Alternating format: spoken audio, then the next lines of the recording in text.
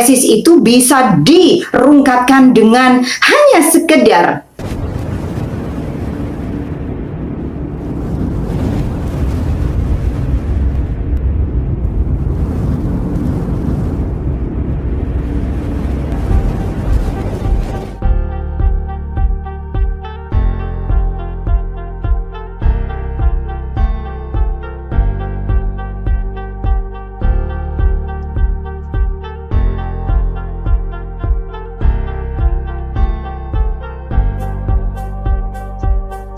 Assalamualaikum warahmatullahi wabarakatuh. Salam Om Swastiastu, Namo Buddhaya, salam kebajikan, Rahayu. Jumpa lagi bersama saya Lulusen, tentunya masih di Putri Mojopahit dengan edukasi sederhana namun menggigit. Ya pemirsa, gawat pemirsa.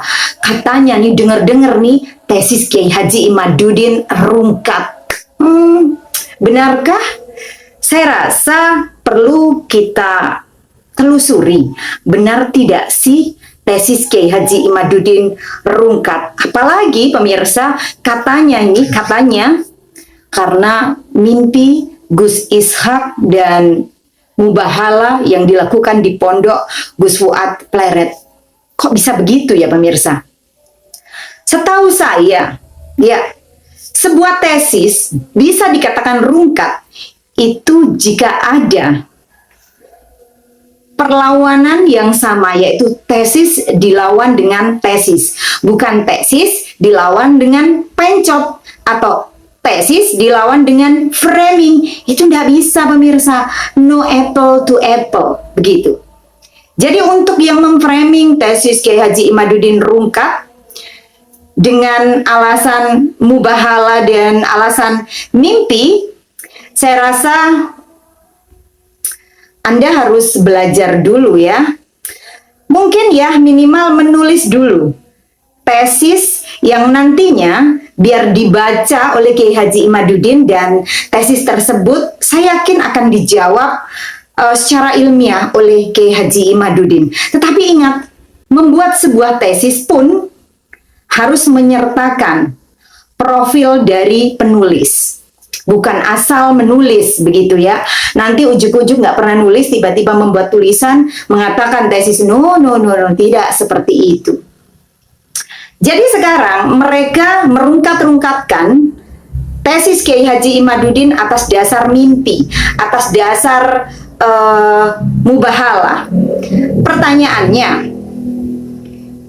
para bibib itu mengisbat sebuah nasab melalui mimpi tanpa ada data ilmiah yang mendukung. Di situ bagaimana itu? Sudah jelas tesis Kiai Haji Imaduddin Utsman menjawab sebuah pertanyaan-pertanyaan tentang kesahihan nasab daripada Habib dan fix rungkat. Jadi untuk membalas sebuah tesis gak hanya sekedar bacot, hanya orang yang bodoh saja yang mengatakan tesis itu bisa dirungkatkan dengan hanya sekedar bacot, hanya sekedar framing di media. No, tidak seperti itu. Buktinya, debat pun harus dengan syarat-syarat yang memenuhi dari sisi DNA, dari sisi filolog, dari sisi agama. Semuanya harus memenuhi syarat. Nah, sahabatku, sebenarnya sederhana kok. Orang-orang yang kontra dengan tesis Kiai Haji Imaduddin, apalagi akhir-akhir ini kan memframing, menyerang secara pribadi Gus Fuad Pleret, Kiai Haji Imaduddin Utsman. Ya, saya rasa sederhana. Mereka ingin memframing seolah-olah Kiai Fuad, Kiai Haji Imaduddin CS, semuanya itu ya di framing seolah-olah bukan keturunan Wali Songo. Tetapi tidak masalah itu. Yang memframing, bikin dong tesis yang seperti saya sebutkan tadi, urutan dalam membuat tesis.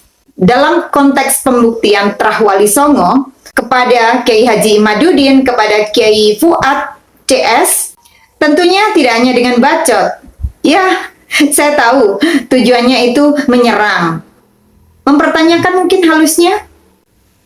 Kiai Imad, Kiai Fuad CS itu apakah terah Wali Songo apa bukan? Mungkin seperti itu kan. Tetapi Putri Majapahit cukup paham lah arahnya kemana ya pemirsa.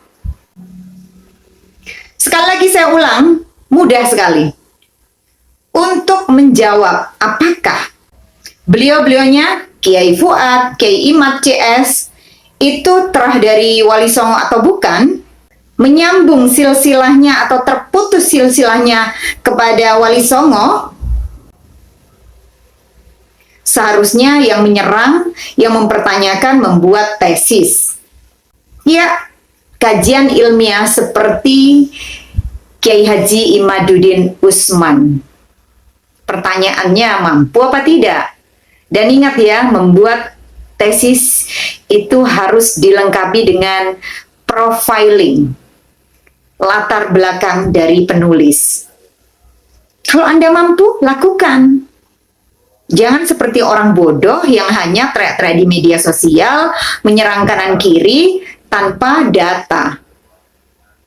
Bahas di situ Kiai Haji Imaduddin, Kiai Fuad dan lain-lain, TB Mogi dari jalur mana, bahas di situ. Dan tulisan itu harus memperlihatkan keterputusan nasab Kiai Imad, Kiai Fuad dan kawan-kawannya. Ya, seperti kajian ilmiah Kiai Haji Imaduddin Usman Al-Bantani. Jadi tidak cukup dengan mengatakan rungkat karena mubahalah, rungkat karena mimpi Gus Ishak. Tidak cukup dengan itu. Seperti kajian ilmiah Kiai Haji Imaduddin yang berdasarkan kajian library research, nasab Habib Indonesia terputus kepada Nabi Muhammad SAW. Itu pun harus kalian buat. Jangan cuma bacot di media sosial ya. Jangan tesis dikanter dengan bacot. Jangan tesis dikanter dengan pencot.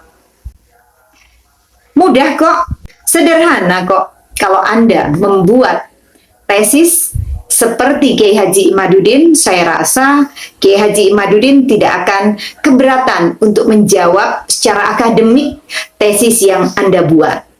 Pertanyaannya, Anda bisa tidak? Atau jangan-jangan cuma ahli bacot di media sosial? Ya, saya rasa dari sini sudah jelas ya pemirsa, bahwa tesis Kiai Haji Imaduddin sampai detik ini masih kokoh berdiri dan bahkan sampai kiamat tidak ada yang mampu untuk menjawab tesis Kiai Haji Imaduddin. Jadi yang menyatakan tesis Kiai Haji Imaduddin rungkat itu hanya framing semata atas dasar kebencian, atas dasar kadung nyerang, atas dasar ya tanda kutip ada sesuatu yang mungkin dimaksud. I don't know. Oke lah pemirsa, mudah-mudahan bermanfaat dan sahabat-sahabatku semuanya, jangan lupa dukung terus channel Putri Majapahit. Salam waras, tetap dukung tesis Kiai Haji Imaduddin, dan salam untuk sahabatku semuanya. Mudah-mudahan bermanfaat. Akhir kata, wabillahi taufiq walhidayah, waridha wal inayah. Wassalamualaikum warahmatullahi wabarakatuh.